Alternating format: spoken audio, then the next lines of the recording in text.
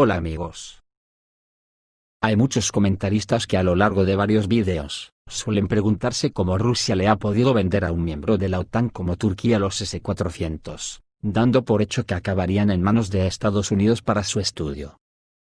Bien, pues en este vídeo se darán cuenta que eso a Rusia le tiene sin cuidado.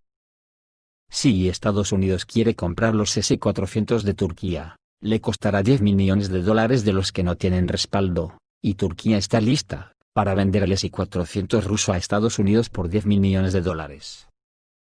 Mi opinión es que esto ya estaba programado, o sea, que toda la operación fue orquestada por Estados Unidos utilizando a Turquía como intermediario, en la creencia que podría copiar los sistemas a los rusos, dado el desprestigio mundial de los sistemas Patriot estadounidenses. Después de la aparición de la información de que el Senado de los Estados Unidos aprobó la compra de los sistemas rusos S-400 Triumph de Turquía, se supo que se requerirían $10 millones del presupuesto de los Estados Unidos, con unos réditos para Turquía de entre 1.500 a $2.000 millones, que Turquía obtendrá de inmediato contante y sonante, y el monto restante será proporcionado por crédito, que, por cierto, fue informado previamente por los medios de comunicación turcos. La probabilidad de que Ankara quiera vender los sistemas S-400 a Washington en este momento es muy alta, ya que estos complejos aún no han entrado en servicio. Es más, mi opinión, como ya he dicho antes, es que ni estaba previsto. Lo que obviamente indica que Erdogan realmente teme la introducción de poderosas sanciones estadounidenses, y por lo tanto, tiene la intención de vender las armas rusas a este país para reanudar la participación en el programa F-35 y obtener un préstamo. Los expertos, entre comillas, opinan que, después de haber recibido el S-400 ruso, Washington puede desarrollar medidas para contrarrestar estos complejos rusos, lo que puede afectar las ventas de dichos sistemas a socios rusos. Sin pararse a pensar siquiera que Rusia ya contaba con las acciones de los estadounidenses para obtener acceso al S-400. En otras palabras, que Rusia no se chupa el dedo. Contempló algunos parámetros y elementos, entre ellos un examen escrito, un examen oral, impugnación y méritos. La nota global de la fiscal general del Ecuador es de 88.17 sobre 100. Es el primer puesto que obtuve y más allá de toda la trayectoria que durante el desarrollo de mi profesión lo he realizado. Por ejemplo, tuve como titular algunas investigaciones con carácter internacional, esto es las exportaciones ilegales de oro a Estados Unidos, el caso FIFA Gate en su versión del Ecuador, que obtuvo una sentencia por lavado de activos único en la región, casos relacionados con temas de corrupción en la empresa Petroecuador, en la estatal petrolera, el mismo caso Odebrecht y un caso relacionado con el Saibank. Esos fueron uno de los pocos casos con la experiencia que he mantenido durante el ejercicio de mi trabajo. Bueno, pues ahí está la aclaración de la fiscal general Diana Salazar, porque muchas personas lo querían escuchar y ahí está la respuesta que da Diana Salazar. Ahora déjeme entrar de lleno con este tema.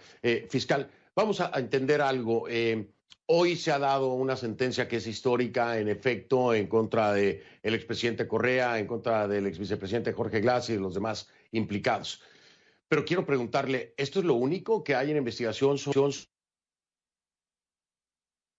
¿Hay otras cosas más que están en marcha?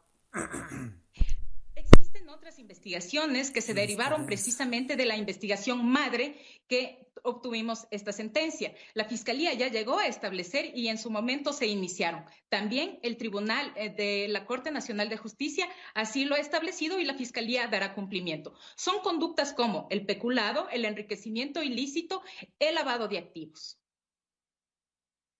Es decir, en un futuro podemos estar o existe la posibilidad de que se presenten más cargos por otras cosas en contra del expresidente Correa y no sé, tal vez de su círculo cercano. De varios actores, la propia Corte ha mencionado ya algunas empresas que se encuentran vinculadas. Y también vale hacer aquí una aclaración. Antes de iniciar esta entrevista, yo escuché una de las declaraciones del ahora condenado expresidente Rafael Correa y que hace referencia a que existe una sola prueba. No, señor Rincón, no existe una sola prueba. Es un sinnúmero de testimonios que fueron coadyuvando para dar la certeza absoluta al tribunal para que haya emitido esa sentencia. Por ejemplo, contamos con testimonios claves como el del ex colaborador de la empresa Odebrecht, José Santos Concienzao, que en su testimonio refirió claramente que este esquema de corrupción que nosotros llegamos a establecer en este caso era un denominador común, no solamente con la empresa Odebrecht. El señor José Santos en su testimonio indicó que era generalizado. Todas las empresas, sean argentinas, ecuatorianas, brasileñas, tenían que pagar un peaje y que fue el ex vicepresidente Jorge Glass que le solicitó $1 millón para la campaña.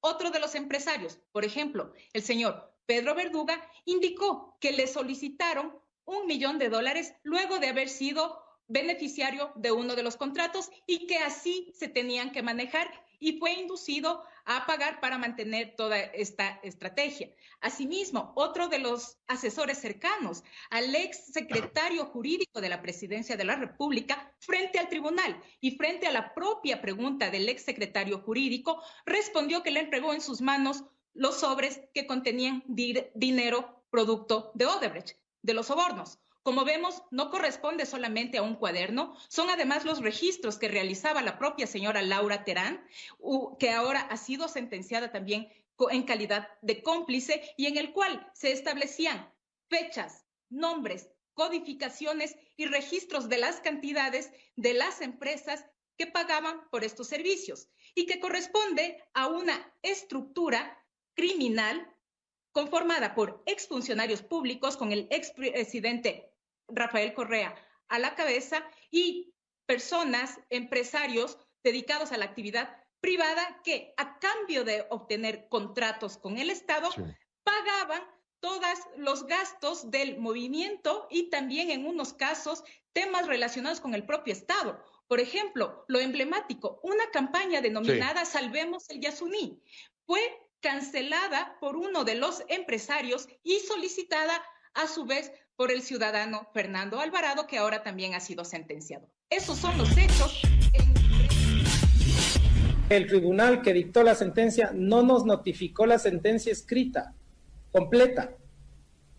Fue el Tribunal Superior el que lo hace para tratar de subsanar de alguna manera, y no ha dicho ese tribunal que eso está bien. Lo que ha dicho es que el día lunes, al momento de instalar la audiencia, tomará las decisiones correspondientes a la eventual nulidad que se viene con esta situación de la sentencia a último minuto. Pero lo que hizo el tribunal anterior es clamoroso, es de una nulidad absoluta. Nos han mantenido en indefensión 90 días más, desde abril, 80 días más. Tampoco es fácil hacerlo con un fiscal en transición que no tiene certeza de qué puede deparar su futuro si es que toma decisiones incorrectas, es realizar. De lo contrario, ¿cómo sustenta el caso? O sea, Glass de alguna manera está preso por la fuerza de las circunstancias, no por las pruebas construidas por la Fiscalía. Si usted revisa... Pero eso es que la defensa de Glass dice que no le han probado nada, pues. Pues efectivamente puede tener la razón, pero si usted revisa un informe y encuentra, si es que le encuentra a usted una ruta de dinero, a Jorge Glass no le encuentra. Eso hay que construirlo con fuerza, ¿sí? Y abogados e imputados tienen muy claro que su situación es por demás compleja, ¿sí? Y que van a ser, de alguna manera, hay que identificar cómo sopesará el tribunal por el delito de cohecho en diversos grados para cada uno. Obviamente yo entiendo que una parte de ellos serán los 11 exfuncionarios, van a ser efectivamente juzgados con toda la fuerza de la ley y habrá que ver qué le corresponde y qué le toca a cada uno de los exgerentes de las empresas involucradas. ¿Tú crees que la fiscal general logró probar efectivamente su teoría del caso? Aparentemente en la sociedad ecuatoriana existe el convencimiento de que se conformó una red, de cómo funcionaba esta red, pero en derecho lo que se debe hacer es probar aquello. ¿Tú crees que la fiscal general efectivamente logró probarlo? Yo creo que históricamente este caso se va a estudiar mundialmente, ¿sí? Porque ha tenido la posibilidad de que absolutamente todas las coyunturas se le hayan brindado a favor de la Fiscalía, ¿sí? Todo, le salió todo bien a la Fiscalía. ¿A qué te refieres? 2 días después de que la fiscal general Diana Salazar notificara el cierre de la instrucción fiscal dentro del caso Sobornos 2012-2016, las últimas versiones se suman a la causa.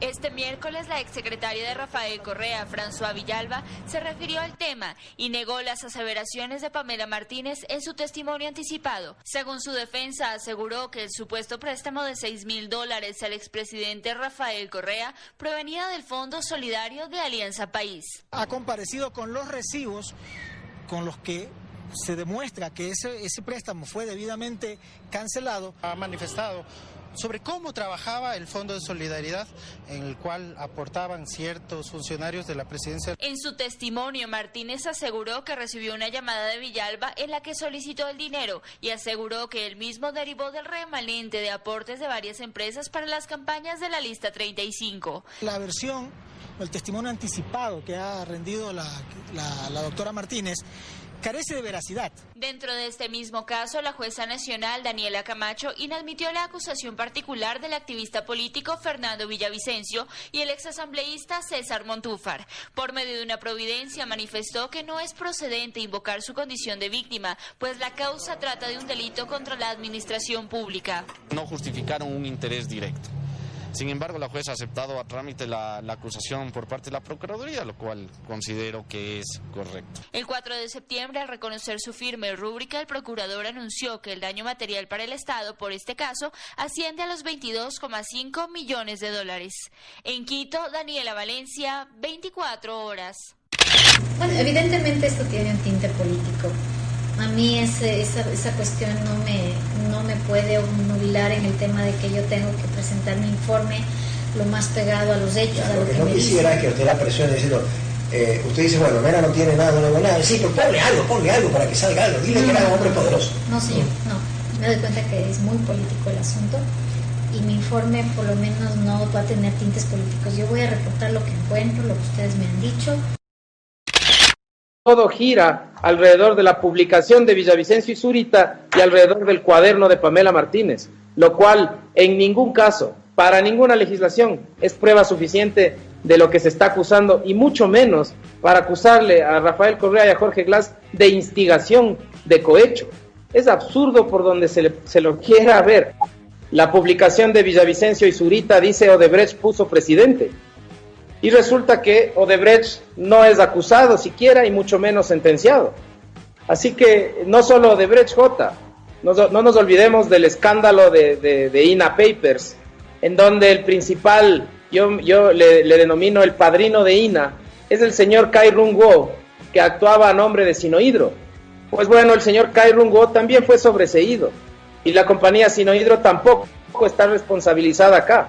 Es decir, lo que hicieron en la Fiscalía, y eso no lo he dicho yo, lo dijo la jueza Daniela Camacho en su auto de llamamiento a juicio, cuando dijo que la investigación fue desordenada, que la Fiscalía actuó con falta de imparcialidad y había quebrantado el principio de objetividad. La Corte Interamericana de Derechos Humanos se ha pronunciado varias veces sobre lo que implica la ruptura del principio de congruencia. Los jueces tienen que sentenciar por lo que la Fiscalía acusó. Y la Fiscalía investigó, probó y acusó una cosa.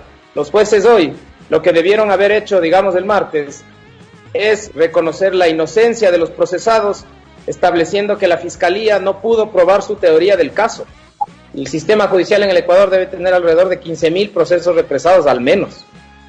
Pero aquí la única que importa es esta, ¿no? Recuerda que la Fiscalía General del Estado emitió un comunicado de prensa diciendo que encuentra fundamentos para acusar de peculado el escándalo de Granda de las mascarillas, pero en el mismo comunicado de prensa dice que cuando las cosas regresen a la normalidad se hará la audiencia de formulación de cargos. Es decir, esos escándalos no son urgentes, porque son del propio gobierno. Solamente este escándalo era urgente porque necesitaban con qué cubrir la ineficiencia en el enfrentamiento de la crisis humanitaria que vive el país. Estás escuchando